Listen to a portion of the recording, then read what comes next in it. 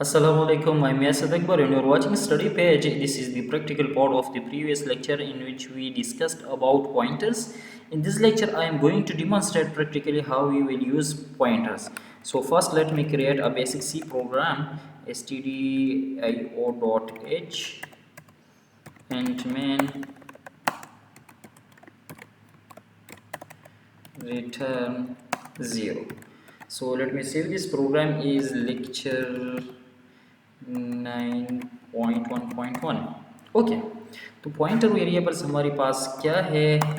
Pointer हमने कहा था कि दीज और normal variables but these save addresses, memory addresses, ठीक है। और इसको जब हम डिफाइन करते हैं या डिक्लेयर करते हैं तो हमने इसके साथ स्टैटिक यूज़ करना होगा। दूसरा ये कि जिस वेरिएबल को ये पॉइंट करेंगे तो पहले से एग्जिस्ट करता हो, तो इस तरह करते हैं पहले कि इंटीजर टाइप वेरिएबल लेते हैं, for example int A assign 50, ठीक। और अभी हमने इस मेमोरी एड्रेस का या इस वेरिएबल का एड्रेस किसी और जगह सेव करना है। So for this I will take a pointer and the type of this pointer must be integer type, ठीक है। int स्टैटिक ptr इस तरह भी लिख सकते हैं और स्टैटिक यहाँ भी लिख सकते हैं, बस इस ptr से पहले होना चाहिए।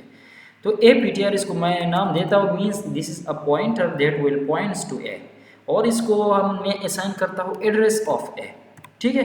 तो यहाँ पर हमने a नहीं एड्रेस ऑफ a लिखना है ताकि a का एड्रेस इसके अंदर सेव हो जाए।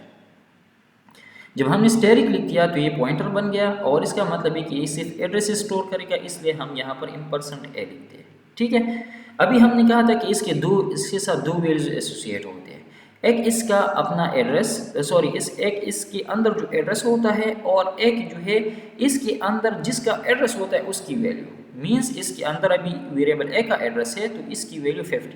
तो इस पॉइंटर के थ्रू हम दो चीज़ों को एक्सेस कर सकते हैं, एक ए की वेरिएबल को, ए की एड्रेस को, और एक ए की वैल्यू को, ठीक है। सो यहाँ प्रिंट एफ फॉर एग्जांपल मैं चाहता हूँ कि इसके अंदर जो वैल्यू स्टोर है उस वैल्यू को मैं प्रिंट कर दूँ। तो देखें this is of integer type, तो %d हम लिखेंगे और वैल्यू इन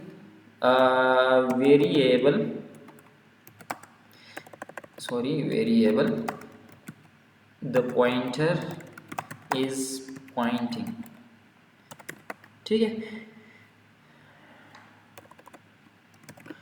हमारा पॉइंटर जिस वैल्यू को, जिस वेरिएबल को पॉइंट करता है उसकी वैल्यू क्या है, तो पॉइंटर के थ्रू हम इसको एक्सेस करते हैं, ठीक है।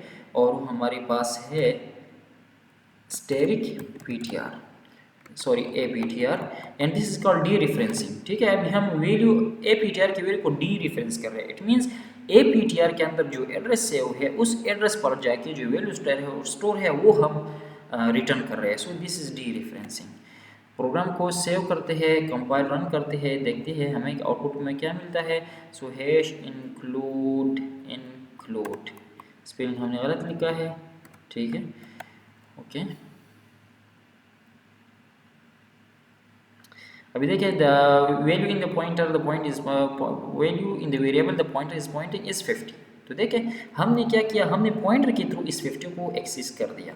अभी इंटीजर टाइप वेरिएबल 4 बाइट्स लेता है, अगर पॉइंटर को मैं इंक्रीमेंट कर दूँ तो इसका मतलब ये होगा कि ये वेरिएबल है जहाँ पर स्टोर है उसका एड्रेस फॉर एग्जांपल अगर 5 है तो 4 बाइट्स आगे जाके मुझे उस जगह पर वैल्यू रिटर्न कर दो। तो 4 बाइट्स आगे मीन्स उस एड्रेस 9 पर ये चला जाएगा, ठीक है। 4 bytes because the integer type variable take 4 bytes, ठीक।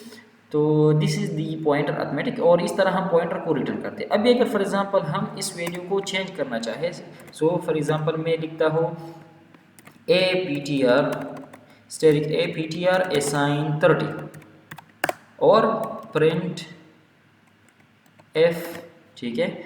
यहाँ पर बैकस्लैश इंसर्ट करता हूँ ताकि नेक्स्ट लाइन में बाकी आउटपुट आ जाए, ठीक है। प्रिंट एफ और यहाँ पर मैं लिखता हूँ value of A is equal to, ठीक है, %d /n और यहाँ ए।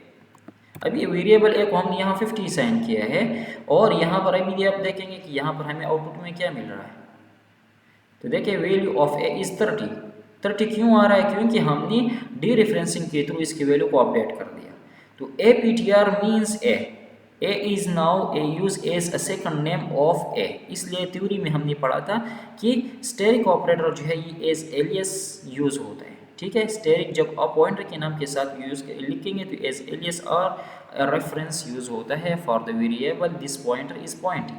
ठीक, अच्छा अगर मैं सिंपली क्या कर दूँ, इस पॉइंटर की वैल्यू रिटर्न कर दूँ, पॉइंटर के अंदर जो वैल्यू स्टोर है मीन जो एड्रेस स्टोर है तो वो भी यहाँ पर रिटर्न हो जाएगा। For example the value of A P T R, simple value, difference value नहीं। ठीक है, तो यहाँ मैं लिखूँगा A P T R, simple A P T R without asterisk. अगर स्टेरिक के साथ मैं लिख दूँ it means value of A, अगर बगैर स्टेरिक लिख दूँ it means the value stored inside A P T R means the address.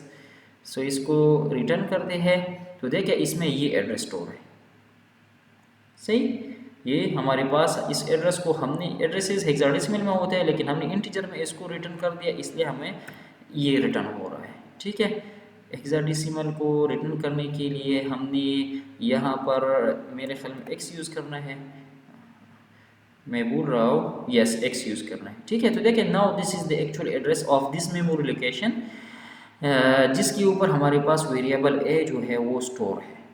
ठीक, अभी कंसीडर करें यहाँ 14 आ रहा है। ठीक है, अगर इसको मैं या सबर इस तरह करते इसको डेसिमल में रिटर्न करते हैं। ठीक है, और देख लेते हैं हमारे पास देखिए लास्ट मेमोरी एड्रेस 72 आ रहा है। अगर इसको मैं 1 इंक्रीमेंट कर दूँ फॉर एग्जांपल, तो अगर ये हमारे पास अगर नंबर ऑफ बाइट को रिप्रेजेंट करता है तो नेक्स्ट हमारे पास 76 आना चाहिए। अगर ये नंबर ऑफ बाइट्स को रिप्रेजेंट करता है, आई एम नॉट श्योर कि क्या रिप्रेजेंट करता है, ये एड्रेसेस किस तरह असाइन होते हैं। ठीक है, लेकिन अगर फॉर एग्जांपल मैं यहाँ पर लिख दूँ ए P T are plus plus, तो इट मीन्स कि 1 बाइट जंप करेगा ये और नेक्स्ट जो एड्रेस आएगा उसको ये पॉइंट करेगा। अभी दोबारा इसको देख लेते हैं, value of A P T are plus plus. ठीक है, इसको देख लेते हैं कि हमें आउटपुट में क्या मिला, तो बिल्कुल वही 72 अभी 76 है। ठीक है, क्योंकि इंटीजर टाइप वेरिएबल जो है वो हमसे 4 बाइट्स लेता है, तो पहले ये 72 नंबर एड्रेस पर जो मेमोरी लोकेशन था उसको पॉइंट कर रहा था, अभी हमने प्लस प्लस कर दिया, इट मीन्स कि 1 ब्लॉक ऑफ इंटीजर टाइप हमने इसको इंक्रीमेंट कर दिया, एडवांस कर दिया, तो 76 आ रहा है। अगर इसके साथ फॉर एग्जांपल मैं +2 कर दूं तो यहाँ देखें 72 है तो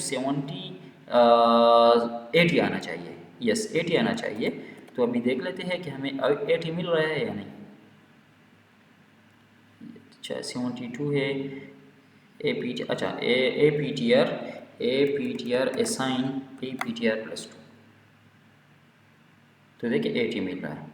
ठीक, सो वी आर राइट, बिल्कुल इसी तरह काम करता है कि जिस एड्रेस को ये पॉइंट कर रहा है अगर आपने इसको 1 इंक्रीमेंट कर दिया तो इट मीन्स कि 1 ब्लॉक मेमोरी लोकेशन आपने इसको इंक्रीमेंट कर दिया, 1 नंबर नहीं 1 ब्लॉक ऑफ मेमोरी लोकेशंस।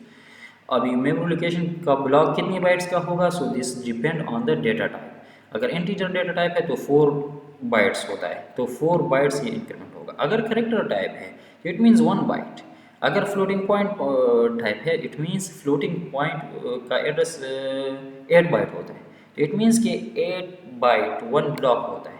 ठीक है, तो अगर आपने एक वेरिएबल ले लिया और उसको फ्लोटिंग पॉइंट टाइप का और उसको आपने फिर एडवांस कर दिया, इट मीन्स कि 8 बाइट्स मेमोरी लोकेशन ये आगे चला जाएगा। ठीक, so this is how pointers work. और इसका अच्छा ये कि पॉइंटर वेरिएबल हमेशा 1 बाइट लेता है मेमोरी स्पेस के अंदर, मींस अभी ए जो है ये 4 बाइट्स लेता है, लेकिन ए पी टी आर जब हम डिक्लेयर करते हैं तो सिर्फ इसका साइज़ 1 बाइट होता है। क्यों 8 बाइट होता है, क्योंकि एड्रेस स्टोर करता है और एड्रेस 1 बाइट के अंदर आता है, ख्वा वो एड्रेस इंटीजर का हो ख्वा वो फ्लोटिंग पॉइंट का हो, एड्रेस तो यूनिक होता है। ठीक है, उसका फॉर्मेट यूनिक होता है, इसके लिए बस 1 बाइट स्पेस काफ़ी है। तो जिस का भी हो, ठीक है, जिस टाइप की वेरिएबल का भी एड्रेस हो 1 बाइट में आता है, इसलिए हमारे पास पॉइंटर का टाइप जो भी हो लेकिन ये मेमोरी में सिर्फ 1 बाइट स्पेस लेता है। जब 1 बाइट स्पेस लेता है तो फिर यहाँ हम इंटीजर या फ्लोट क्यों लेते हैं, इसलिए लेते हैं कि ये रिप्रेजेंट करता है कि ये इस पॉइंटर के अंदर किस टाइप का के डेटा का एड्रेस स्टोर होगा, ताकि जब हम फिर इसके ऊपर मैनिपुलेशंस करेंगे, इसको इंक्रीमेंट डिक्रीमेंट करेंगे, ताकि इसको पता हो कि मैंने वहाँ से कितनी बाइट्स जंप करना है या कितनी बाइट्स मैंने वहाँ से रीड करना है। फॉर एग्ज़ाम्पल यहाँ पर इंटीजर टाइप वेरिएबल हमने ए पी टी आर ले लिया और इसमें हमने इंटीजर वेरिएबल का ही एड्रेस स्टोर कर दिया। तो जब हम यहाँ पर ए पी टी आर 30 करते हैं तो इसका मतलब ये होता है कि जो एड्रेस के अंदर सेव होता है उस एड्रेस से 4 बाइट्स तक स्पेस के अंदर आपने चेंज करना है, 4 बाइट से आगे आपने नहीं जाना है। अगर इसका टाइप फॉर एग्जांपल करेक्टर हो और हम इसको मैनिपुलेट करते हैं तो इसका मतलब ये होगा कि आपने सिर्फ इस एड्रेस से 1 बाइट आगे जो है काम करना है, आगे नहीं जाना है। इसी तरह अगर इसका टाइप फ्लोटिंग पॉइंट हो तो इसका मतलब ये होगा कि इस एड्रेस से लेकर 8 बाइट्स तक आपने इस मेमोरी लोकेशन में चेंजेस करने हैं और इससे आगे आपने नहीं जाना है। और इसी तरह अगर आप पॉइंटर के साथ कुछ ऐड या कुछ सब्ट्रैक्ट करते हैं तो इसका मतलब भी यही होता है कि फ्लोटिंग पॉइंट के केस में कि आपने 8 ब्लॉक्स को 1 कंसिडर करना है और इसी तरह करेक्टर साइड के केस में एक ब्लॉक को आपने 1 कंसिडर करना है, सॉरी एक बाइट को आपने 1 कंसिडर करना है। ठीक है, तो थोड़े से कंफ्यूजिंग कॉन्सेप्ट्स है। अगर कुछ प्रॉब्लम हो तो आप बिल्कुल कमेंट में पूछ सकते हैं। Thank you so much for watching. अल्लाह हाफिज़।